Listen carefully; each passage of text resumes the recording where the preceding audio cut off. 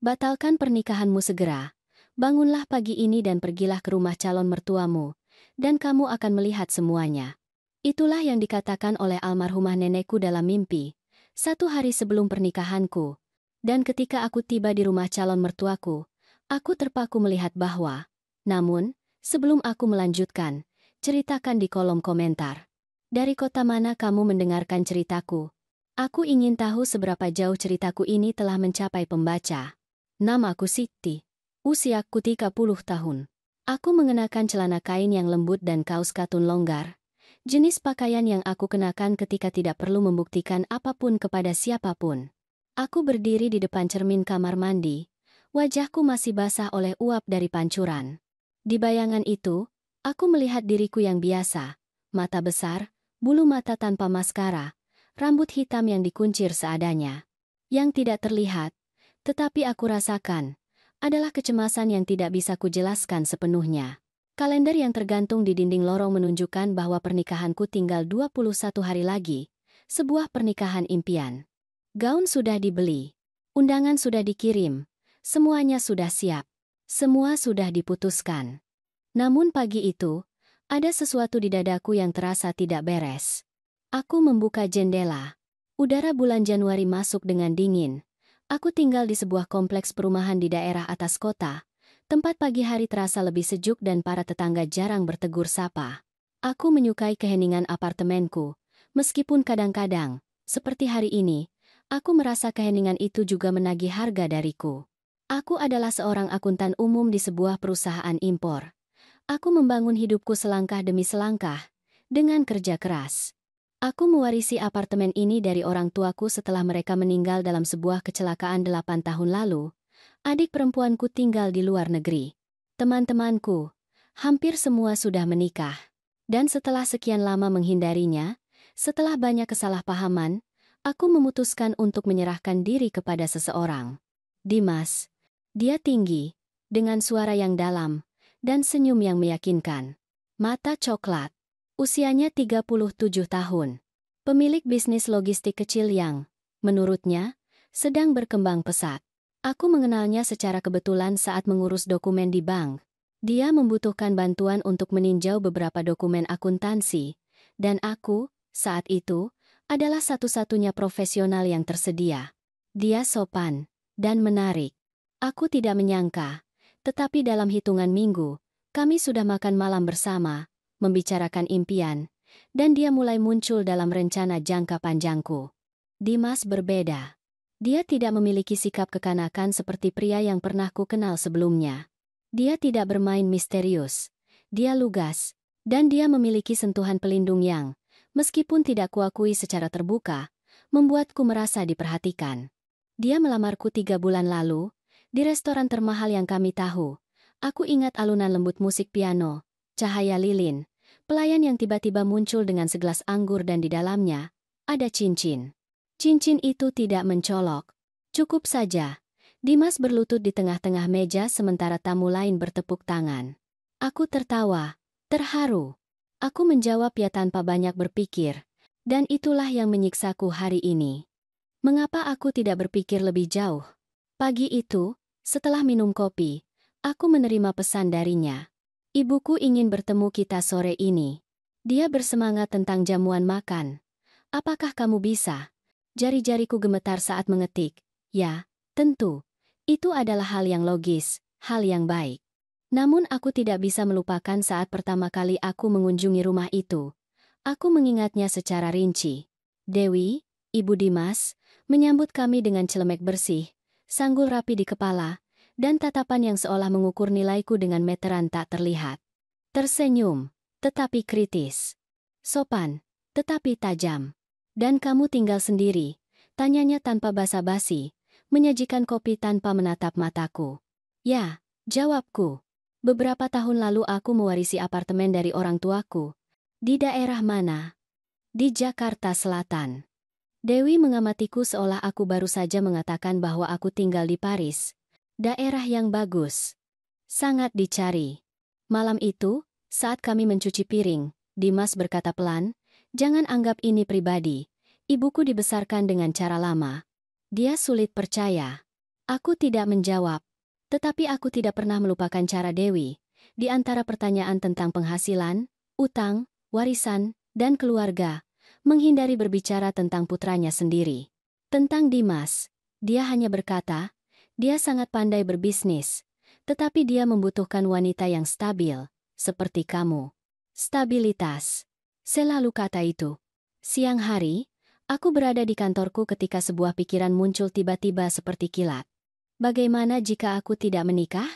Bagaimana jika aku tidak benar-benar mengenal pria yang akan berbagi hidup denganku? Aku melihat agendaku. Semuanya ada di sana. Waktu, pembayaran, daftar tamu, nama yang dicoret, bunga yang dipilih, penyedia jamuan makan sudah dikonfirmasi. Tetapi tidak ada ruang untuk keraguan. Seolah menikah adalah operasi bisnis, bukan keputusan hidup yang penting. Malam itu, aku tidur dengan pikiran yang gelisah. Kota perlahan-lahan menjadi sunyi, dan kegelapan kamar memelukku dengan dinginnya yang sudah kukenal. Aku sulit tidur. Aku berbalik dari satu sisi ke sisi lain. Aku meremas bantal. Aku membuka selimut. Aku menutupinya lagi. Dan kemudian, aku melihatnya, jelas. Nenekku. Ibuku yang kedua. Wanita yang membesarkanku ketika orang tuaku bekerja sepanjang hari. Yang mengajariku untuk tidak mengemis cinta, untuk mengenali isyarat, untuk tidak mengabaikan firasat. Nenek meninggal 4 tahun lalu, setelah perjuangan panjang melawan diabetes. Aku masih menyimpan sapu tangannya di meja samping tempat tidur. Namun, apa yang terjadi malam itu berbeda. Mimpi itu tidak terasa seperti mimpi. Nenek duduk di kursi makan, kursi yang sama tempat dia biasa membaca di sore hari. Dia mengenakan baju tidurnya yang biru langit dan sandal beludru. Wajahnya tenang, tetapi matanya seolah membara. Cucu, dengarkan aku baik-baik, karena aku tidak punya banyak waktu. Kamu harus keluar dari sana. Orang-orang itu tidak baik, katanya. Aku tidak bisa bergerak. Aku hampir tidak merasakan tubuhku. Aku hanya mendengarkan. Jangan menikah dengannya. Dia bukan seperti yang kamu katakan. Besok, pergilah ke rumah ibunya, pergi sendiri. Kamu akan mengerti segalanya. Aku mencoba berbicara. Aku tidak bisa. Nenek berdiri, meraih tanganku, dan berbisik.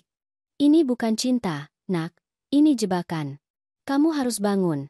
Dan aku pun terbangun. Berkeringat, terengah-engah, jam menunjukkan pukul 4:46 pagi. Aku bangkit di tempat tidur. Semuanya tampak normal. Kamar sepi, lampu padam. Tetapi sesuatu di dalam diriku bergetar. Aku bangkit. Aku berjalan ke dapur. Menyalakan lampu. Menuang segelas air. Tanganku gemetar. Aku melihat kalender. Sabtu. Pertemuan dengan Dewi. Aku menarik napas dalam-dalam. Kemudian aku memutuskan. Aku akan pergi lebih awal. Sendiri, gumamku, merasakan suara nenekku masih melayang di udara. Aku tidak akan mengatakan apapun kepada Dimas. Keesokan harinya, aku berpakaian tanpa tergesa-gesa. Celana jeans, blus sederhana, rambut terkuncir. Aku masuk ke mobil. Aku mengemudi dalam diam. Setiap lampu merah, mimpi itu kembali. Tatapan nenek yang jelas. Peringatan itu, ketika aku tiba di rumah Dewi, aku memarkir mobil beberapa rumah lebih jauh. Aku berjalan beberapa meter terakhir. Jalanan sepi. Aku menekan bel. Tidak ada jawaban. Aku menekan bel lagi. Dan kemudian, dari bagian belakang rumah, aku melihat sesuatu. Seorang wanita keluar dari pintu belakang. Muda, berambut pirang, mengenakan jaket merah, tergesa-gesa. Dia masuk ke mobil tanpa menoleh ke belakang. Aku terdiam kaku. Beberapa saat kemudian, Dewi membuka pintu. Siti, sungguh kejutan. Bukankah kamu datang sore hari bersama Dimas? Aku ingin berbicara denganmu berdua saja. Dewi mengamatiku dengan senyum tegang. Tentu, masuklah. Aku baru saja menyiapkan makanan. Aku masuk. Rumah itu berbau kopi lama. Dewi membawaku ke ruang makan, di mana sebuah map dengan kertas-kertas terbuka tergeletak di atas meja. Aku sedang meninjau dokumen untuk gedung acara, katanya. Tetapi yang tidak kuketahui, map itu tidak ada hubungannya dengan pernikahan. Sementara Dewi pergi ke dapur, aku melirik cepat. Nama-nama, daftar, alamat, dan sebuah judul. Pemilik tunggal. Rasa dingin menjalari tubuhku. Kemudian aku mengerti. Wanita yang keluar dari pintu belakang itu bukan sekadar tamu, dan Dewi bukan hanya calon mertua yang ikut campur. Aku menelan ludah. Jantungku berdebar kencang di dada. Dan di sana, di rumah yang tampak rapi dan tenang itu, hidupku mulai berantakan. Dewi kembali dari lorong dengan nampan berisi biskuit kering dan senyum yang sama palsunya dengan taplak meja yang dibordir di atas meja. "Apakah kamu suka teh chamomile, Siti? Ini menenangkan," katanya, sambil meletakkan cangkir di depanku dengan tangan yang sedikit gemetar.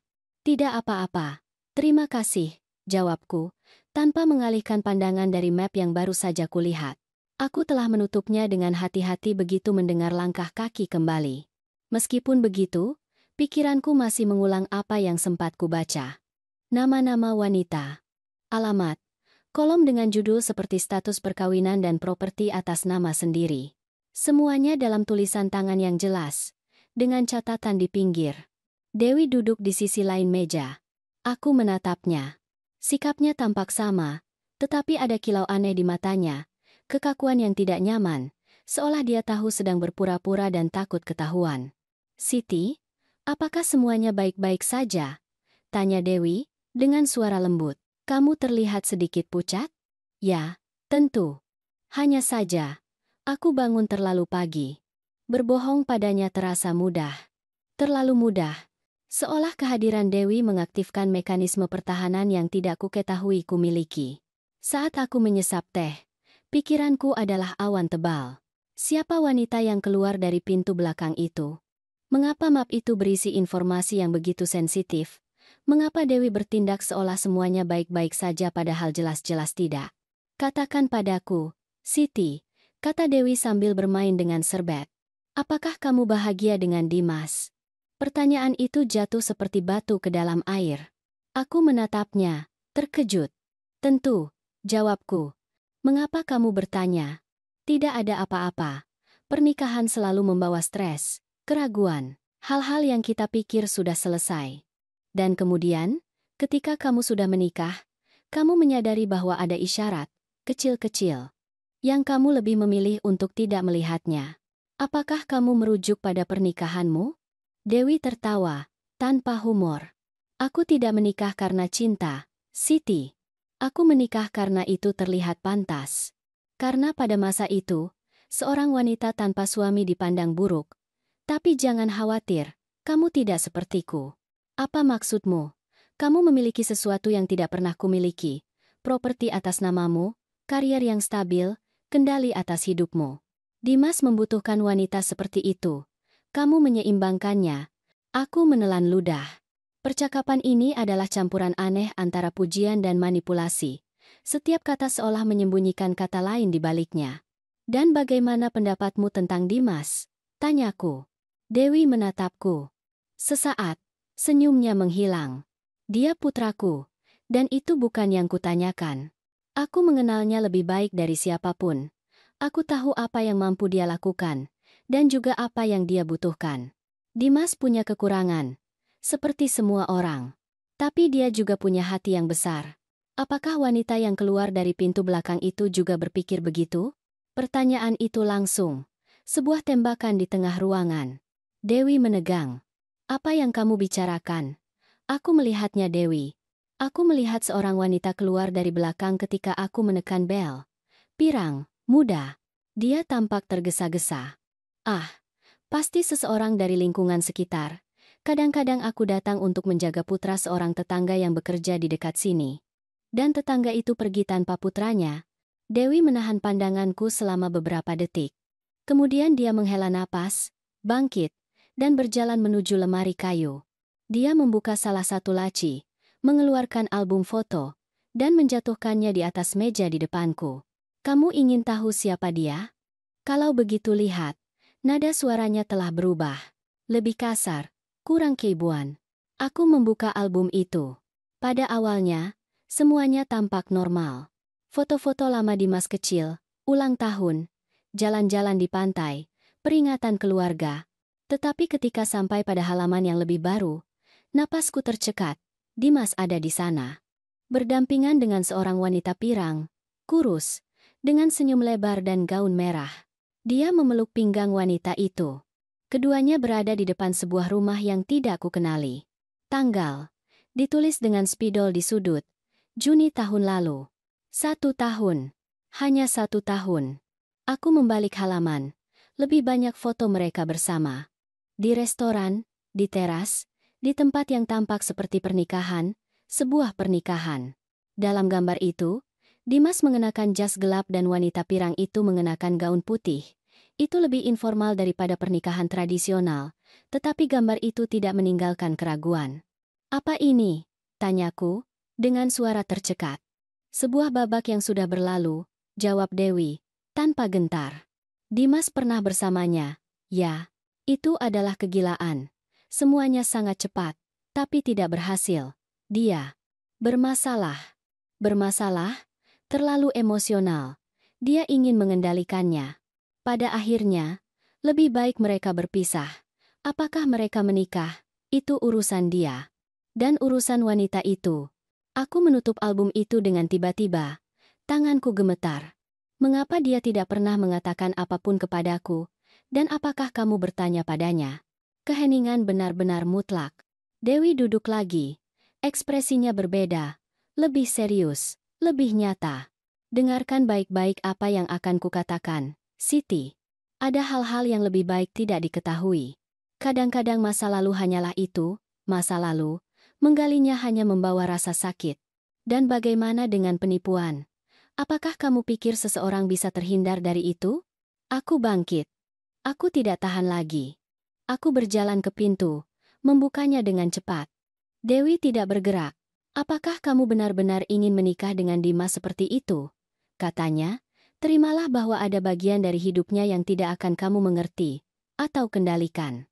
Pernikahan bukanlah kontrak antara malaikat." Aku keluar tanpa menjawab. Perjalanan pulang terasa panjang. Lalu lintas terasa abadi. Tetapi aku tidak melihat mobil atau mendengar suara bising. Aku hanya memikirkan wanita pirang itu. Foto-foto itu. Map itu. Tentang semua yang kuabaikan karena cinta. Malam itu, ketika Dimas tiba di apartemenku, aku sedang duduk di sofa, dengan album di tanganku. Dia masuk dengan senyum, seolah tidak terjadi apa-apa. Dia membawa kantong berisi makanan Tiongkok dan sebotol anggur. "Sayang, lihat apa yang kubeli. Favoritmu." Dia meletakkan tas di atas meja, melepas jaketnya. "Bagaimana pertemuan dengan ibuku?" Aku mengangkat pandanganku. "Mengapa kamu tidak memberitahuku bahwa kamu pernah menikah?" Dimas membeku. Keheningan menjadi pekat. Kemudian dia menundukkan pandangannya. Dia mengusap wajahnya. Dia duduk di depanku. "Apa yang ibuku katakan padamu?" Aku melihat foto-fotonya. "Ah, kamu menikah dengan wanita itu. Itu rumit. Dan mengapa kamu tidak menceritakannya kepadaku?" "Karena itu tidak penting." "Tidak penting. Siti, dengarkan aku. Itu adalah kesalahan. Sesuatu yang terjadi sangat cepat. Kami hanya bertahan kurang dari 6 bulan. Dia tidak stabil. Apakah kamu juga bertemu dengannya di bank?" Dimas tidak menjawab. "Apakah kamu juga memintanya untuk menjual rumahnya?" Tatapannya berubah. Untuk pertama kalinya, dia tampak kesal. "Apa yang kamu bicarakan?" Aku melihat sebuah map di rumah ibumu. Daftar wanita dengan properti. Semuanya sendiri. "Apa itu? Kamu tidak punya hak untuk mencampuri urusan kami." "Urusan kami? Apakah kamu menyebutnya persiapan pernikahan?" "Rendahkan suaramu." Jawab aku, Dimas. "Aku tidak punya apa-apa untuk dijelaskan." Dia berdiri, mengambil jaketnya. Dia menatapku dengan ekspresi yang belum pernah kulihat sebelumnya. Dingin. Jauh. "Tidak semua orang punya masa lalu yang bersih, Siti. Tapi kamu juga tidak sempurna. Atau ya? Aku tidak berbicara tentang kesempurnaan. Aku berbicara tentang kebohongan. Kalau begitu, tinggallah dengan keraguanmu. Aku tidak perlu membenarkan diri." Dia keluar dari apartemenku sambil membanting pintu. Aku ditinggal sendirian, dengan foto-foto di atas meja dan kekosongan di perut yang bukan rasa lapar. Duniaku hancur berkeping-keping dan aku tidak tahu bagian mana yang harus kurapikan lebih dulu. Malam itu aku tidak bisa tidur. Bukan karena merindukan Dimas, tetapi karena, jauh di lubuk hati, aku merasa mimpi buruk itu baru saja dimulai. Dan mimpi nenekku, jauh dari sekadar peringatan yang berlebihan, mulai tampak terlalu mirip dengan ramalan yang menjadi kenyataan. Aku menghabiskan seluruh malam tanpa tidur. Mataku terpaku pada langit-langit, napasku tidak teratur, dan pikiranku berputar-putar tanpa henti. Gambar-gambar itu menyerangku seperti kilat, wanita pirang yang keluar dari pintu belakang rumah, map dengan nama dan properti, album foto dengan pernikahan sebelumnya, reaksi dingin Dimas.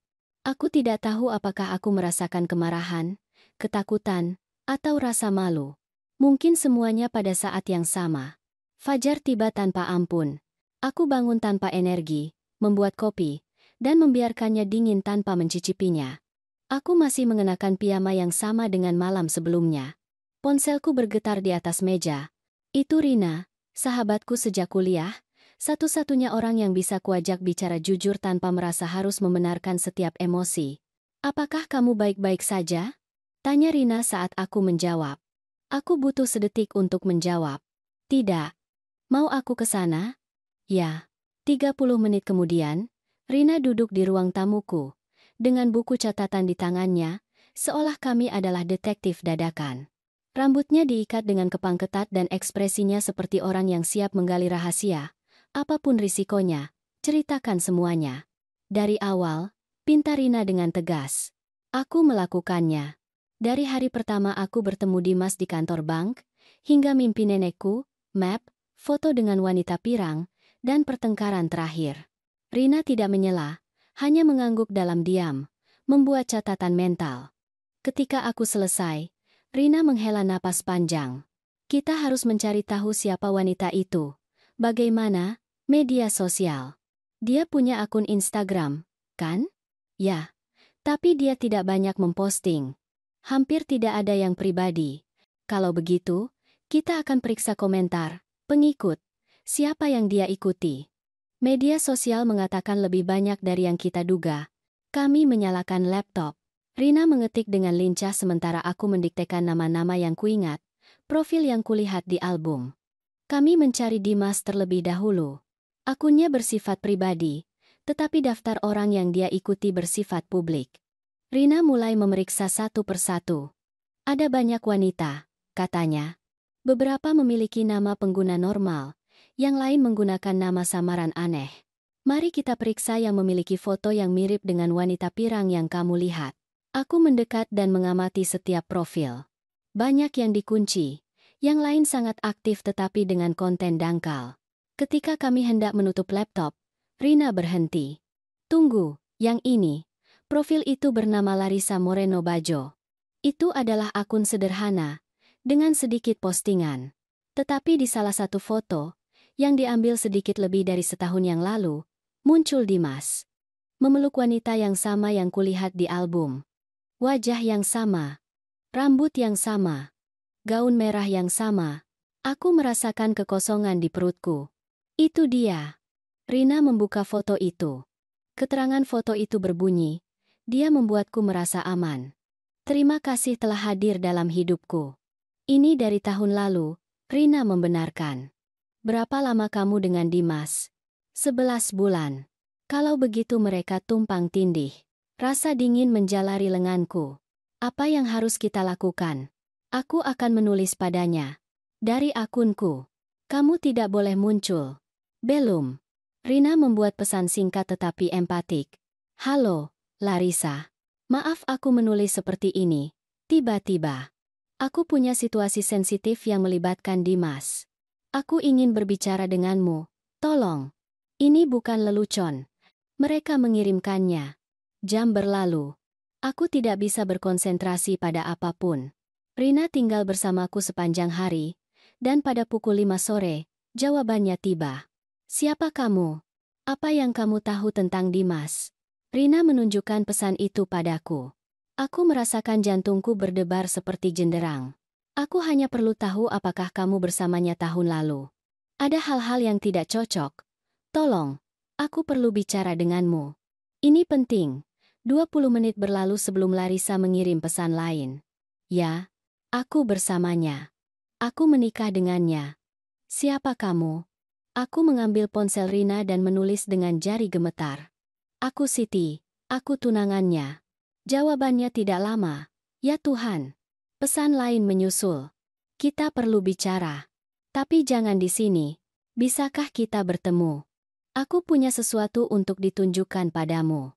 Rina dan aku setuju untuk bertemu keesokan harinya di sebuah kafe di pusat kota. Tempat itu terbuka, dengan jendela besar, dan selalu ramai. Terlihat aman. Aku hampir tidak bisa tidur malam itu, tetapi kali ini bukan karena takut. Itu karena keinginan yang putus asa untuk tahu. Untuk mengerti. Untuk memastikan apa yang sudah kutakutkan. Keesokan harinya, aku tiba 10 menit lebih awal. Rina menemaniku, tetapi dia duduk di meja lain untuk mengamati dari jauh. Larissa tiba tepat waktu. Dia lebih kurus dari yang terlihat di foto. Wajahnya tampak lelah, dengan kantung mata yang jelas dan rambut diikat sanggul tanpa usaha. Kamu Siti, katanya tanpa menyapa. Aku mengangguk. Keduanya duduk. Ceritakan semuanya, kata Larissa dengan suara serak. Sejak kapan kamu bersamanya? Hampir setahun. Aku menceritakan semuanya kepada temanku. Kami mulai mencari di media sosial. Kamu muncul. Larissa menundukkan pandangannya. Dia mengeluarkan sebuah map dari tasnya. Dia meletakkannya di atas meja. Ini semuanya. Salinan dokumen rumah yang kujual. Pesan darinya, laporan polisi. Meskipun tidak ada gunanya. Aku membuka map itu. Kertas-kertas itu tertata rapi. Akta jual beli properti. Setoran bank atas nama Dimas. Sebuah pesan WhatsApp cetak di mana dia berjanji. Dalam 6 bulan, aku akan memberimu rumah yang pantas kamu dapatkan. Apa yang terjadi setelah kamu menjualnya? Dia menghilang. Dia mengambil semua uangnya. Dia mengganti nomor. Dia memblokirku. Aku pergi ke rumahnya dan ibunya mengatakan dia sedang bepergian. Bahwa dia tidak tahu apa-apa. Apakah kamu tidak membuat laporan polisi? Tentu saja. Tapi tidak ada jalan. Secara hukum, itu bukan perampokan. Aku menjual atas kemauan sendiri. Dia tidak memaksaku. Aku tidak membuat catatan bahwa uang itu untuknya. Aku tidak menandatangani apapun. Aku merasakan ada benjolan di tenggorokanku. Dan bagaimana kamu bertemu dengannya? Aku di bank. Aku pergi untuk mengurus suatu transaksi. Dia membantuku dengan beberapa dokumen. Dia tampak ramah. Dari sana kami mulai berkencan. Dia mengatakan bahwa aku berbeda. Bahwa akhirnya dia menemukan wanita yang dewasa, kuat, dan percaya diri.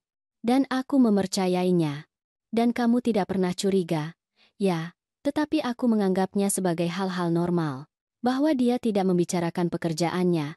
Bahwa dia tidak memperkenalkanku kepada semua temannya. Bahwa dia selalu sangat hati-hati dengan ponselnya. Tetapi aku pikir dia punya trauma. Aku merasa kasihan padanya. Aku menarik napas dalam-dalam. Aku bersumpah aku tidak tahu apa-apa. Larissa mengangguk. Wajahnya melembut. Itu juga bukan salahmu. Dia profesional. Dia tidak berimprovisasi. Dia punya segalanya yang diperhitungkan. Apakah kamu tahu apakah dia pernah melakukannya sebelumnya? Aku tidak punya bukti. Tapi ibunya tahu segalanya. Dia melindunginya. Dan apakah ada wanita lain? Ya, Simena. Aku mendengar namanya. Suatu kali Dimas menyebutkannya secara tidak sengaja, mengira aku tidur. Apakah kamu tahu sesuatu tentang dia? Hanya saja dia menghilang. Tidak ada yang tahu di mana dia. Mereka pikir dia pindah ke negara lain, atau sesuatu yang lebih buruk terjadi padanya. Aku merasakan perutku menciut. Apakah kamu pikir? Aku tidak tahu. Tetapi jika aku tidak punya adik perempuan di dekatku, mungkin aku akan berakhir sama. Aku depresi. Aku mengurung diri. Aku kehilangan teman-temanku. Aku tidak mempercayai siapapun. Dan sekarang, aku bekerja paruh waktu. Aku pulih. Tetapi aku tidak punya apa-apa milikku. Semuanya hilang bersamanya. Aku terdiam. Aku melihat kertas-kertas itu. Nama-nama, tanggal. Semuanya cocok. Bisakah aku menyimpan ini? Ambillah. Dan jika kamu bisa, Laporkan dia ke polisi. Meskipun tidak berguna untuk memenjarakannya, setidaknya dia tidak akan melakukan hal yang sama lagi. Kami berpisah tanpa berpelukan. Larissa berjalan menuju jalan seolah dia membawa 1.000 kilogram di punggungnya. Aku ditinggal sendirian di meja, menatap kertas-kertas itu. Rina mendekat, dengan wajah tegang. Apakah kamu mendengarnya? Ya, jawabku. Dan dia bukan satu-satunya. Malam itu, saat aku meninjau dokumen di apartemenku, ponselku bergetar. Nomor tidak dikenal. Aku menjawab, "Halo." Suara seorang wanita, pelan, hampir berbisik. "Apakah kamu Siti?" "Siapa ini?" Aku tidak bisa menyebutkan namaku. Tapi dengarkan aku baik-baik, jangan menikah dengan Dimas. Dia bukan seperti yang dia katakan. Aku terdiam. Siapa kamu? Hanya seseorang yang mengenalnya. Dia melarikan diri dengan semua milikku. Jangan biarkan hal yang sama terjadi padamu. Tolong. Dan dia menutup telepon. Aku berdiri, sendirian, dengan telepon masih di telinga, sementara di luar mulai turun hujan. Hujan tidak turun deras, tetapi memiliki suara yang terus-menerus yang seolah menyeret pikiran gelap, kenangan yang lebih baik dikubur. Gema suara anonim itu masih melayang di udara apartemenku, seolah setiap sudut telah mendengarnya. Jangan menikah dengan Dimas. Dia bukan seperti yang dia katakan. Aku mematikan ponsel dengan tangan dingin. Aku merasakan tekanan di dada, beban yang tidak bisa kuabaikan lagi. Apa yang awalnya tampak seperti firasat buruk telah berubah menjadi kebenaran yang mengejarku di setiap langkah. Aku bertunangan dengan pria yang membangun hidupnya di atas kebohongan. Keesokan paginya, bahkan sebelum minum kopi, aku menelepon Rina. Suaraku terdengar tegas, tanpa ruang untuk keraguan. Aku butuh penyelidik yang bagus. Seseorang yang tidak hanya mencari di media sosial. Aku ingin bukti nyata. Rina tidak bertanya. Dia mengirimiku kontak seseorang yang dia percaya, seorang pria bernama Budi. Mantan polisi, sekarang detektif swasta. Dia terkenal karena kerahasiaan dan ketelitiannya. Aku meneleponnya tanpa berpikir. Pertemuan itu diadakan di kantor kecil yang terletak di gedung tua di pusat kota. Budi adalah pria berusia sekitar 50 tahun. Dengan janggut rapi dan mata abu-abu yang seolah melihat lebih banyak dari yang seharusnya.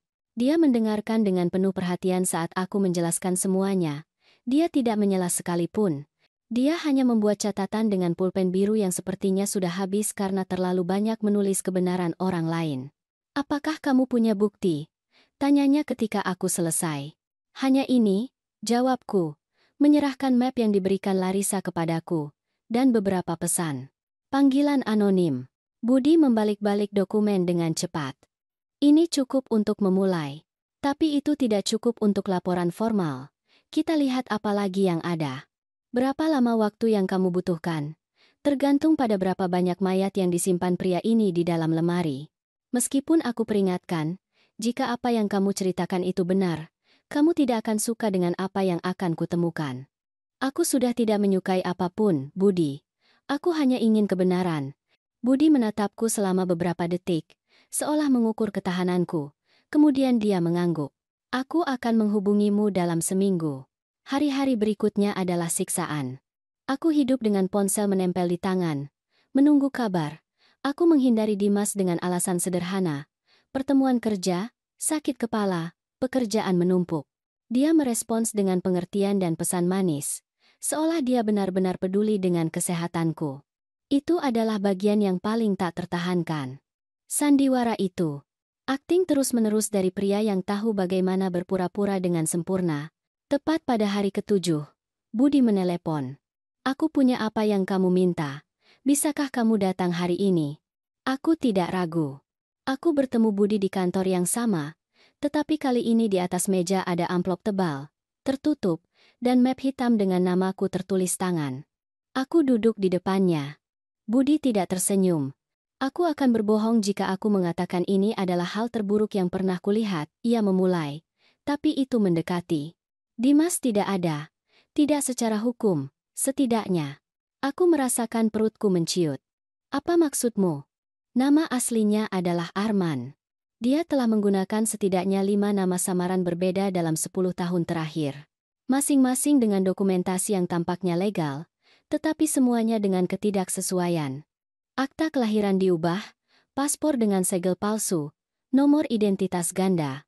Dia adalah ahli penyamaran. Budi membuka map itu dan menunjukkan kepadaku beberapa salinan.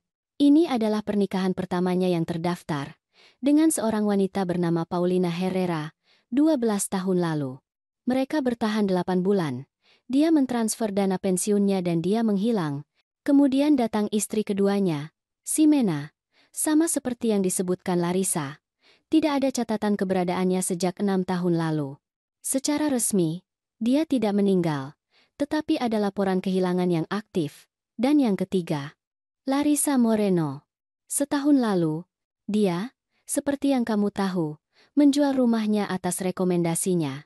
Semuanya legal. Tetapi dia menghilang sebelum dia bisa membeli yang baru. Dalam semua kasus, polanya berulang. Wanita dengan properti sendiri, tanpa jaringan keluarga dekat, rentan secara emosional. Aku tidak bisa mempercayai apa yang kudengar. Aku mengepalkan tangan di atas kakiku agar tidak menangis. Dan pekerjaannya? Palsu. Perusahaan yang dia katakan dia miliki tidak ada. Tidak pernah ada.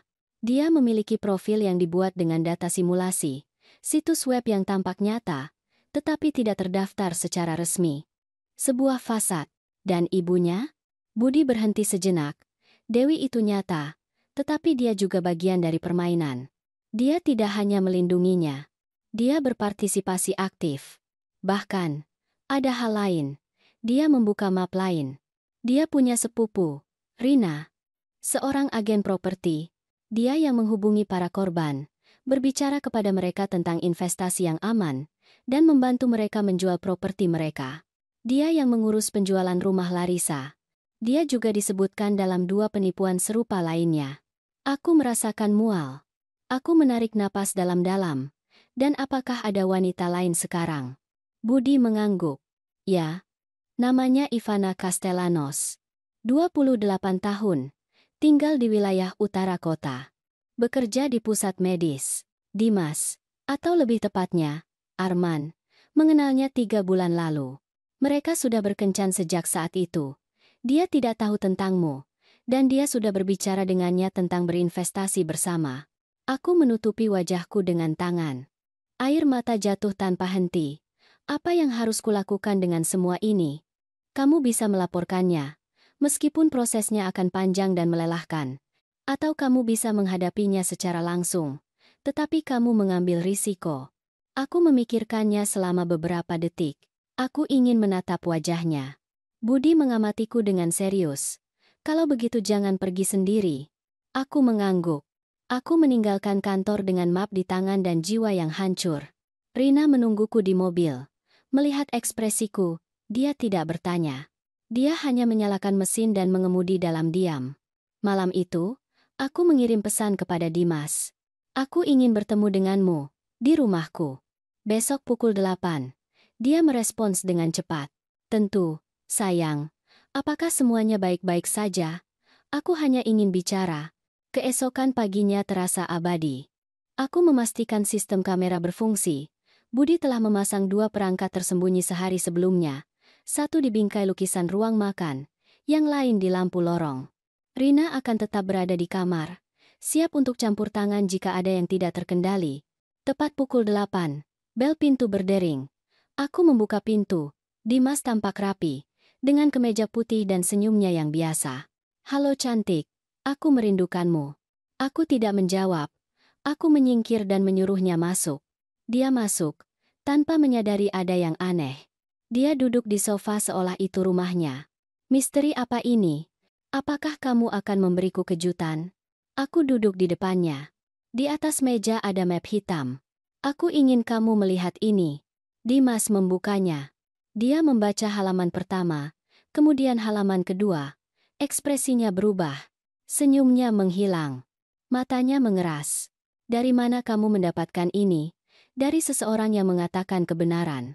Kamu tidak tahu apa yang kamu lakukan. Aku tahu. Kamu membuat kesalahan. Dan satu-satunya kesalahan adalah mempercayaimu. Dia menutup map itu dengan paksa. Dia mencondongkan tubuh ke arahku. Kamu tidak tahu apa yang kamu hadapi, Siti. Apakah kamu mengancamku? Dia tersenyum, tetapi itu bukan senyumnya yang biasa. Itu senyum lain, lebih kejam. Kamu berurusan dengan orang yang salah. Dia bangkit, mengambil jaketnya, dan pergi. Aku tidak bergerak sampai mendengar pintu tertutup. Kemudian aku berlari ke kamar tempat Rina sudah berdiri, dengan ponsel di tangan. Apakah kamu merekam semuanya? Setiap detik, aku menarik napas, tetapi itu bukan kelegaan. Itu adalah awal dari perang. Keheningan di apartemen menjadi pekat, seolah dinding telah mendengar setiap kata Dimas dan juga tahu bahwa sesuatu yang mengerikan akan datang.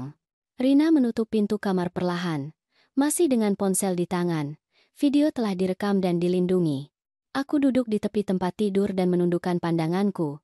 Aku belum takut, tetapi aku memiliki kesadaran yang jelas tentang apa yang baru saja kuprovokasi. Aku telah melewati batas tak terlihat. Aku bukan lagi wanita yang tertipu.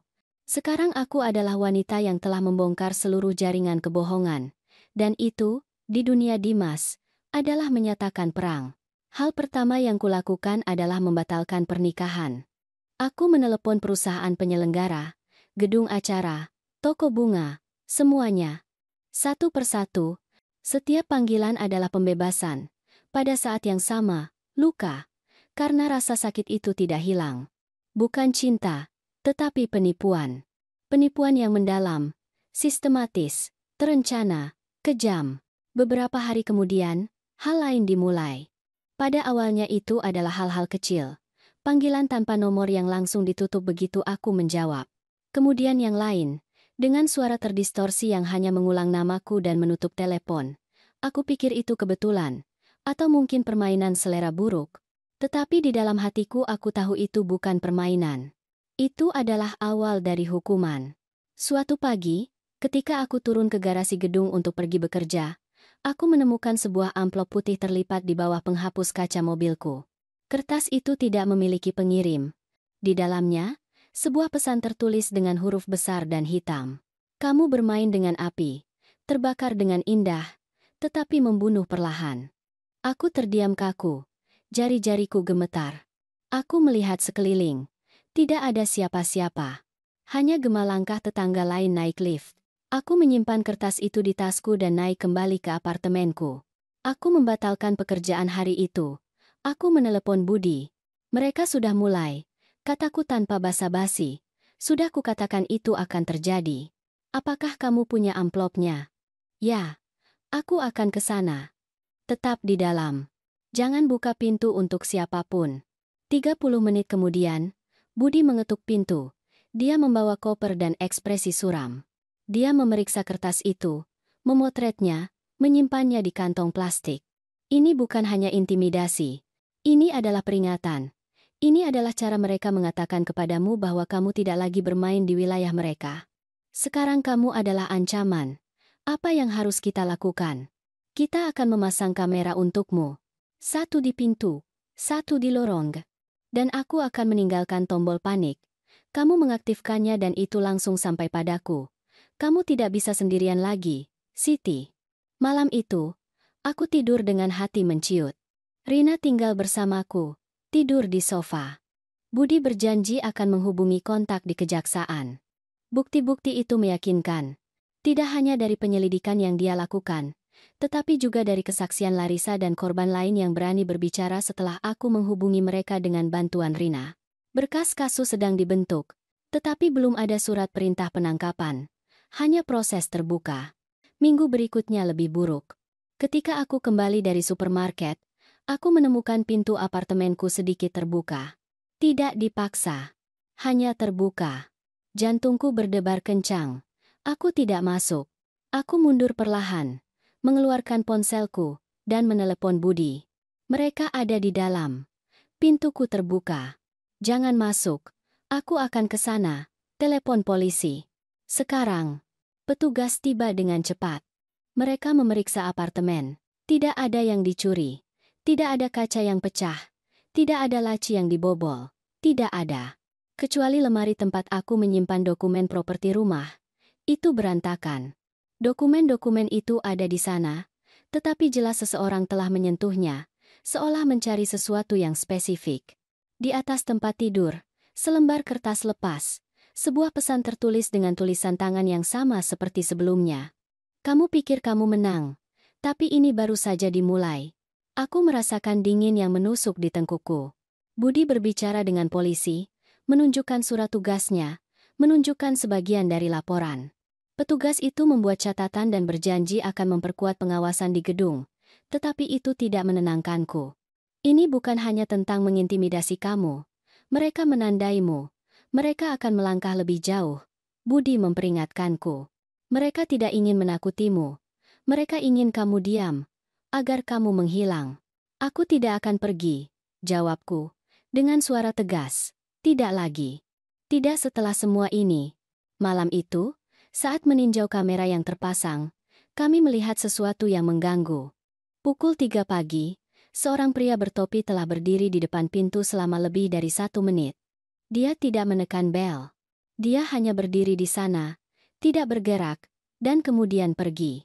Wajahnya tidak terlihat, tetapi postur tubuhnya, tidak salah lagi.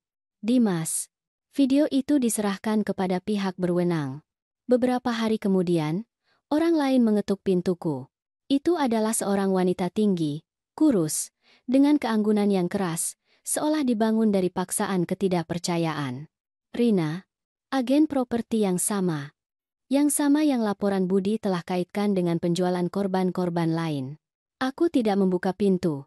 Aku melihatnya melalui kamera. Siti, kata wanita itu, menatap langsung ke lensa. Aku tidak ingin masalah. Aku hanya ingin bicara. Aku tidak punya apa-apa untuk dibicarakan denganmu. Kamu berjalan di atas tali yang sangat tipis. Kamu sudah melakukan cukup. Biarkan semuanya seperti semula dan semua ini berakhir. Apakah itu ancaman? Itu adalah nasihat. Kamu tidak tahu siapa yang kamu hadapi. Kamu tidak tahu apa yang mampu dilakukan keluargaku. Polisi sudah tahu siapa kalian. Rina tertawa. Itu bukan tawa yang lucu. Itu pahit, seperti orang yang merasa di atas hukum. Polisi tidak akan melindungimu ketika kami berada di dalam. Dan percayalah, kami bisa masuk kapanpun kami mau. Aku merasakan darahku membeku. Rina pergi tanpa menoleh ke belakang. Aku mengirim video itu kepada Budi. Dia membagikannya dengan kejaksaan. Kasus itu menguat. Laporan itu diformalkan di bawah tuduhan penipuan, penyamaran identitas, dan asosiasi ilegal. Surat perintah penangkapan mulai diproses. Tetapi prosesnya lambat. Hukum tidak berjalan dengan urgensi yang kubutuhkan. Aku memasang kunci elektronik. Aku menyewa keamanan pribadi. Rina pindah bersamaku sementara. Budi datang pada malam hari untuk memeriksa semuanya. Meskipun begitu, aku tidak bisa tidur lebih dari 3 jam berturut-turut. Ponsel terus berdering pada jam-jam aneh. Aku menerima email kosong. Pesan dari akun palsu dengan foto gedung. Ancaman bercampur dengan ketakutan yang konstan. Tetapi sesuatu di dalam diriku tumbuh. Itu bukan kebencian. Itu adalah tekad. Malam Jumat, Rina pergi menemui ibunya. Aku tinggal sendirian untuk pertama kalinya dalam beberapa hari. Aku memanfaatkan waktu itu untuk meninjau kertas-kertas dengan tenang, mengatur semuanya dalam map, memindai dokumen. Sementara itu, badai mulai menutupi langit. Pukul 9 malam, kamera lorong diaktifkan. Aku melihat monitor. Itu Dimas. Dia berdiri di depan pintu, basah kuyup oleh hujan. Dengan kemeja putih yang sama, seolah dia tidak peduli dengan pemandangan itu. Dia menatap lurus ke lensa. Dia tidak bergerak. Aku tidak bernapas. Dia mengangkat tangannya. Dia memberi isyarat seperti menyapa. Kemudian dia mendekati interkom dan berbicara. Rumah ini akan menjadi milikku. Kamu bisa pertaruhkan hidupmu. Dan dia pergi. Aku ambruk di sofa. Ketakutan sekarang memiliki bentuk, memiliki wajah, memiliki suara. Dan tidak mungkin ini berakhir dengan baik. Aku tahu itu begitu Dimas menjauh dari kamera. Ini bukan hanya tentang ancaman. Itu adalah deklarasi perang. Dan yang paling berbahaya adalah dia tidak punya apa-apa untuk kalah. Tetapi aku, ya? Kedamaianku, namaku, rumahku, hidupku. Budi tiba 30 menit kemudian. Kami meninjau video bersama. Dia tidak mengatakan apa-apa selama beberapa detik. Kemudian dia mengatupkan bibirnya, menutup laptop, dan menatapku dengan keseriusan yang belum pernah dia tunjukkan sebelumnya. Waktu untuk menunggu sudah berakhir. Sekarang kita kejar dia. Aku mengangguk. Aku sudah siap. Langkah selanjutnya adalah mengumpulkan yang lain. Budi mengusulkannya. Inilah saatnya untuk mengkonsolidasikan bukti, mengoordinasikan upaya, menunjukkan bahwa ini bukan kasus terisolasi, melainkan jaringan penipuan yang ditenun dengan hati-hati. Aku menelepon. Larissa adalah yang pertama merespons. Kemudian muncul Ximena. Dia tidak mati. Dia tidak hilang. Dia bersembunyi di kota lain. Dengan nama lain. Ketika dia tahu bahwa Dimas mencarinya, dia menghilang tanpa jejak. Dia telah menjalani perawatan psikologis selama bertahun-tahun. Ketika dia menerima pesan dariku, dia ragu. Tetapi kemudian dia memutuskan untuk berbicara. Pertemuan itu diadakan di tempat yang bijaksana, kantor Budi. 4 kursi di sekitar meja abu-abu, dinding netral, jendela yang ditutupi tirai. Aku tiba lebih dulu. Kemudian Larissa, dengan wajah yang sudah lebih tegas. Kemudian Ximena, yang masuk dengan langkah pendek, gugup, seolah segala sesuatu di ruangan itu bisa mengkhianatinya. Dan akhirnya Ayu. Aku tidak mengenal Ayu. Budi telah menghubunginya setelah meninjau aktivitas terakhir Dimas. Ayu belum ditipu, tetapi dia hampir saja. Dia memiliki rumah di pinggiran kota, tinggal sendiri sejak ibunya meninggal, dan dia bertemu Dimas di sebuah galeri seni. Dia mendekatinya dengan pembicaraan yang sama, kekaguman, kelembutan, janji bisnis bersama. Ketika dia mulai curiga, dia menemukan di internet sebuah blog anonim di mana seorang wanita memperingatkan tentang kasusnya. Itu adalah Larissa. Percakapan di antara kami sulit, tetapi juga kuat. Kami bukan hanya korban, kami adalah penyintas. Masing-masing menceritakan kisahnya dari sudut yang berbeda, tetapi luka itu sama, penipuan, manipulasi, rasa malu, ketakutan. Ximena adalah yang paling sulit didengarkan. Dia memintaku untuk menjual rumah orang tuaku. Dia berjanji bahwa kami akan membuka klinik bersama. Aku memberikan segalanya kepadanya. Ketika aku mulai bertanya, dia mengurungku di rumahku sendiri selama berhari-hari. Dia mengambil ponselku. Aku harus melarikan diri melalui jendela. Tidak ada yang mempercayaiku. Polisi tidak melakukan apa-apa. Adikku mengira aku melebih-lebihkan. Aku pergi ke kota lain dengan sedikit yang tersisa. Aku mengganti namaku. Aku tidak berani melaporkannya. Sampai hari ini, Larissa memegang tangannya. Mata Ayu penuh air mata. Apa yang harus kita lakukan? Tanyanya. Bagaimana kita melawan seseorang seperti dia? Budi meletakkan sebuah map di atas meja. Di dalamnya ada salinan laporan, laporan polisi, dokumen palsu, catatan panggilan, video dari kamera lorong, ancaman tertulis, nama semua wanita yang dihubungi. Kasus itu bukan lagi sebuah arsip. Itu adalah bom waktu. Jaksa sudah diinformasikan, kata Budi. Laporan itu telah diformalkan sebagai penipuan yang diperparah dan asosiasi untuk melakukan kejahatan. Kami hampir mendapatkan surat perintah penangkapan. Kami hanya butuh satu bagian lagi. Apa?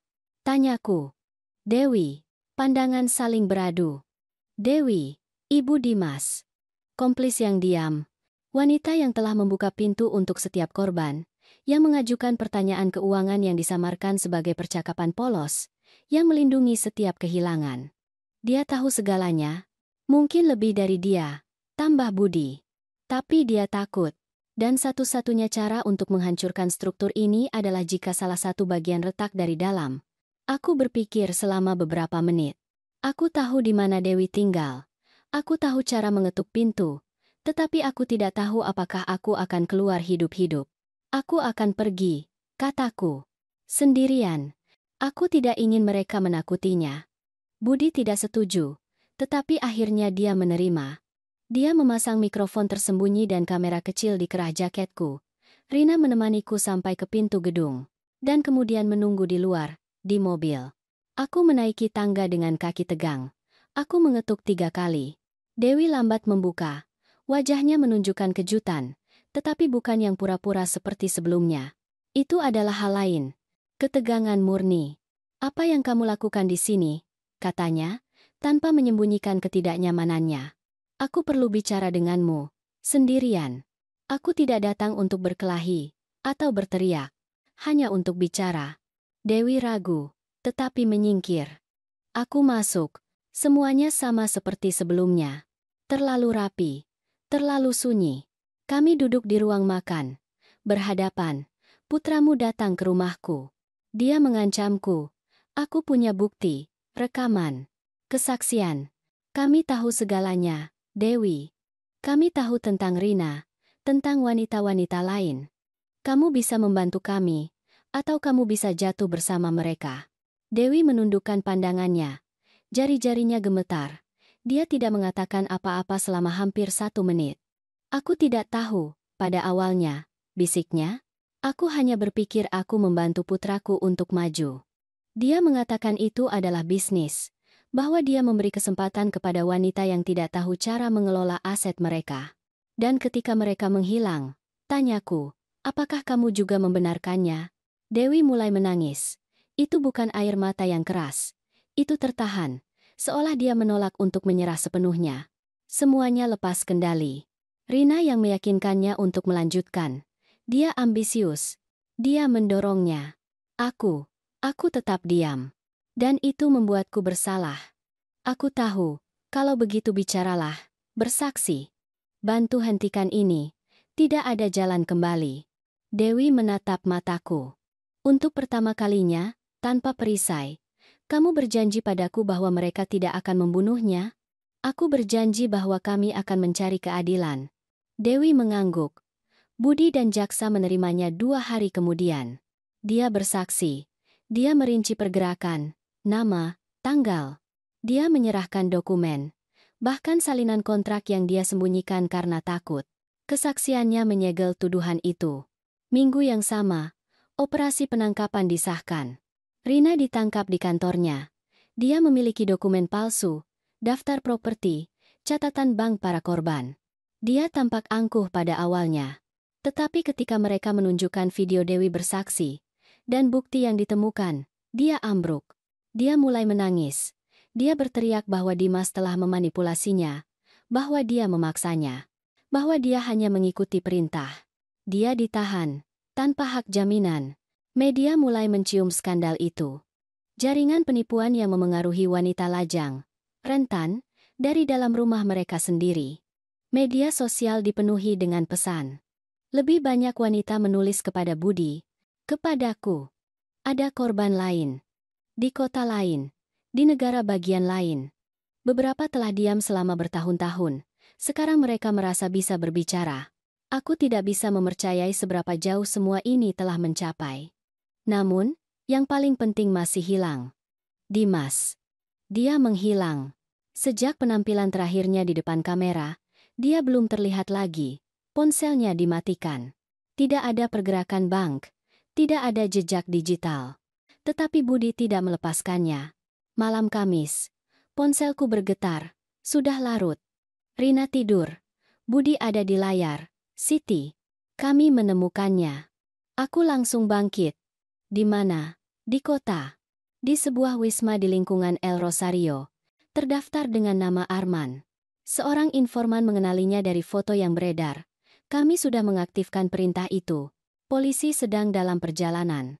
Aku duduk, dengan telepon di tangan, menatap keluar jendela. Di luar, badai lain mulai terbentuk. Itu bukan hanya air yang menghantam kaca. Itu adalah firasat.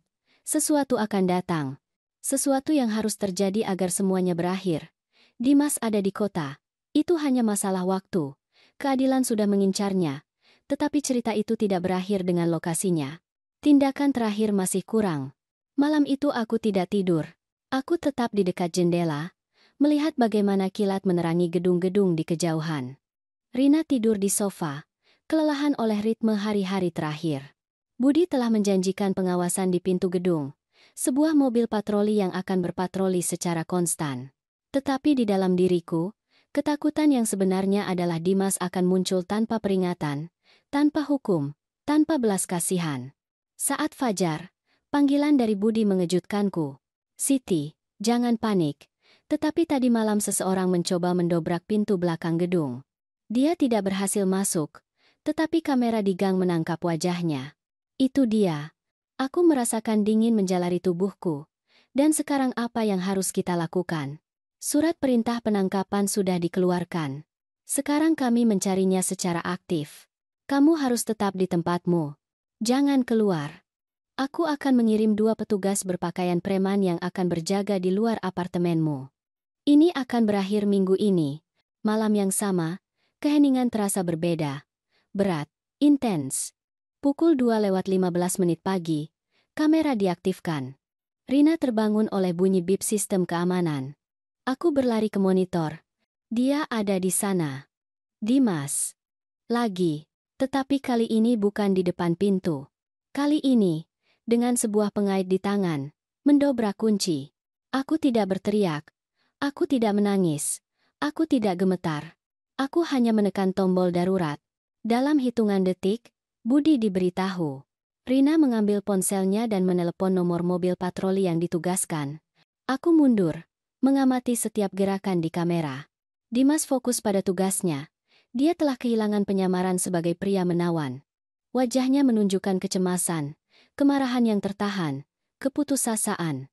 Beberapa menit kemudian, suara benturan keras mengganggu usahanya. 4 petugas mengepungnya. Dimas mencoba lari, tetapi mereka menjatuhkannya. Dia ditahan di lantai.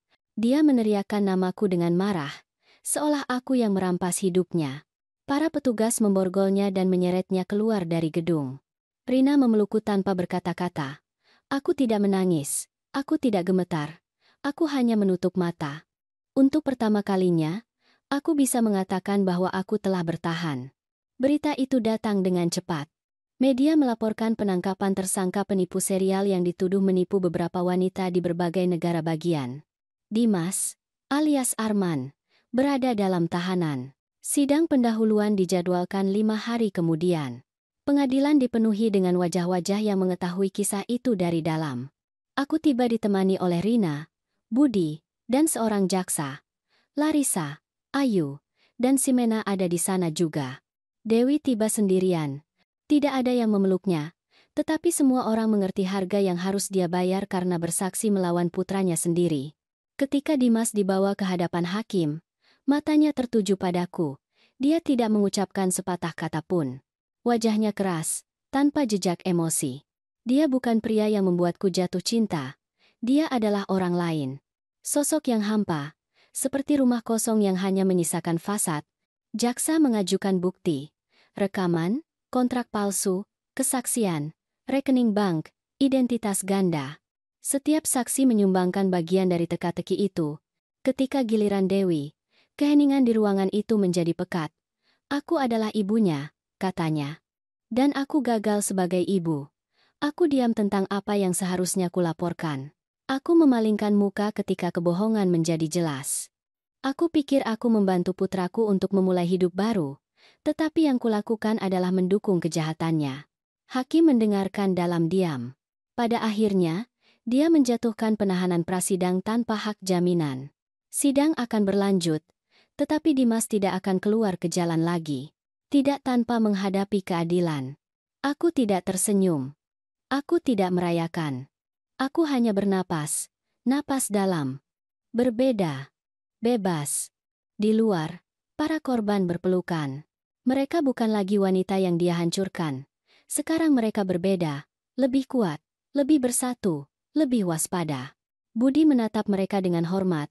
Rina menangis dalam diam. Aku hanya mengangkat pandanganku ke langit. Seolah nenekku ada di sana, mengamati semuanya. Malam itu, aku tidur lebih awal. Rina memutuskan untuk tidur di rumahnya sendiri. Untuk pertama kalinya dalam beberapa minggu, apartemenku tenang. Semuanya di tempatnya, semuanya beres. Pukul 3 pagi, aku bermimpi tentang nenekku lagi. Tetapi kali ini kami tidak berada di dapur. Tidak ada peringatan. Tidak ada ketakutan. Kami berada di ladang terbuka. Tempat yang penuh bunga. Nenek menatapku dengan senyum yang menerangi wajahnya. Sekarang, kamu bebas, katanya. Kamu melakukan hal yang benar, bukan hanya untukmu, untuk semua orang. Aku terbangun dengan air mata di mata. Itu adalah air mata yang manis, lega. Syukur. Matahari masuk melalui jendela. Badai telah berlalu. Beberapa hari kemudian, aku mulai hidup. Bukan sebagai terapi, bukan sebagai balas dendam. Sebagai warisan. Kisahku harus diketahui. Itu harus mencapai wanita lain. Kepada mereka yang hidup dengan hati yang dimanipulasi. Kepada mereka yang tidak tahu cara mengenali pelecehan di balik senyuman. Kepada mereka yang berpikir bahwa cinta menyakitkan secara alami. Kepada mereka yang diam karena takut, malu, atau rasa bersalah. Buku itu berjudul, Yang Terbangun Tepat Waktu. Itu sukses. Tetapi yang lebih penting dari itu, adalah jaringan dukungan yang terbentuk darinya. Aku mendirikan organisasi nirlaba untuk membantu korban kekerasan psikologis dan manipulasi emosional. Ayu menjadi konselor. Larissa menjadi akuntan proyek. Simena, setelah beberapa bulan pemulihan, berani memberikan ceramah publik. Dewi, setelah menjalani hukuman karena keterlibatannya, menawarkan kesaksiannya dari sisi rasa malu yang lain. Dimas dijatuhi hukuman 20 tahun penjara. Bukan karena cinta, bukan karena pengkhianatan, tetapi karena penipuan, kerusakan moral, konspirasi kriminal. Tetapi keadilan yang paling dalam bukanlah keadilan pengadilan. Itu adalah keadilan batin. Aku kembali berjalan di jalan tanpa menoleh ke belakang. Aku kembali percaya, meskipun dengan mata yang lebih terbuka. Aku kembali tidur tanpa mengharapkan mimpi gelap. Aku kembali menjadi diriku sendiri, tetapi versi baru. Lebih kuat, lebih bijaksana, lebih hidup. Dan setiap kali seseorang bertanya kepadaku bagaimana aku keluar dari semua itu, aku mengatakan hal yang sama, itu bukan hanya karena diriku. Itu karena seseorang, dari tempat lain, memperingatkanku, membangunkanku, mendukungku ketika aku tidak bisa lagi. Ada pertempuran yang terasa terlalu besar. Monster yang menyamar sebagai cinta, bayangan yang merenggut napas kita. Tetapi ketika kebenaran ditegakkan, ketika jiwa berpegangan pada cahaya, tidak ada penipuan yang dapat bertahan selamanya. Tuhan tidak meninggalkan tanpa suara siapapun yang berseru dari hati. Dia tidak meninggalkan siapapun yang terluka karena percaya. Dia tidak diam di hadapan ketidakadilan. Hidup, dengan segala kekacauan, juga memiliki cara untuk menyeimbangkan diri, cepat atau lambat. Setiap benih yang ditabur dalam rasa sakit berbunga dalam kebenaran. Setiap air mata yang ditumpahkan dengan iman berubah menjadi isyarat. Setiap wanita yang bangkit memutuskan rantai yang bahkan tidak diketahui dibawa oleh yang lain. Dan di suatu tempat di surga, ada yang menjaga kita meskipun mereka sudah tidak ada di sini. Kadang-kadang mereka muncul dalam mimpi. Kadang-kadang dalam intuisi. Kadang-kadang dalam kekuatan batin yang kita tidak tahu dari mana asalnya. Tetapi mereka ada. Membimbing. Memperingatkan. Mencintai. Aku memahaminya terlambat. Tetapi tepat waktu. Dan sejak saat itu, aku tidak pernah lagi mengabaikan sebuah isyarat. Karena jiwa tahu. Selalu tahu. Jika kamu menyukai kisah ini, aku mengundangmu untuk meninggalkan di kolom komentar apa yang kamu rasakan saat mendengarnya. Dan jika kamu pernah melalui situasi penipuan serupa, aku akan senang jika kamu membagikan pendapatmu yang berharga. Ada banyak orang yang melalui situasi serupa. Kami berharap suaramu hidup di dalam dirimu. Bagikan kisah ini, dan jadilah bagian dari perubahan.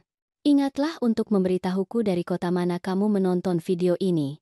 Aku akan merasa sangat terhormat jika kamu meninggalkan suka, membagikan video ini dengan teman atau keluarga, dan berlangganan saluran ini. Jangan lewatkan kisah mengejutkan berikutnya yang muncul di layar kamu saat ini. Kami menjamin hiburan eksklusif untukmu. Sampai jumpa di video berikutnya.